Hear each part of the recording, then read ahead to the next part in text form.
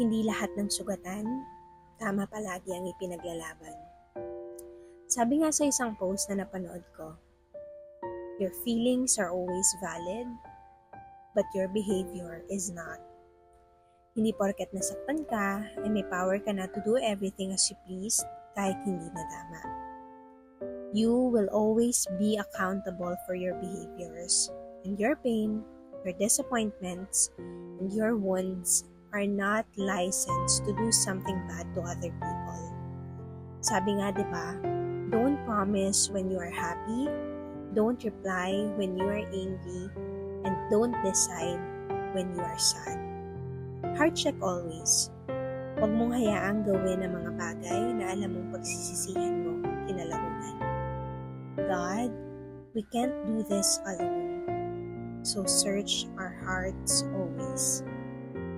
And dear, kung nasa point ka ng life mo na pakiramdam mo ang unfair ng lahat para sa'yo, please be reminded that God is still God, even if you are wounded. He will always be closer than you think He is in your life. Give it to God. Nasaktan ka, pero hindi ka nag-iisa. With love and prayers, Noel.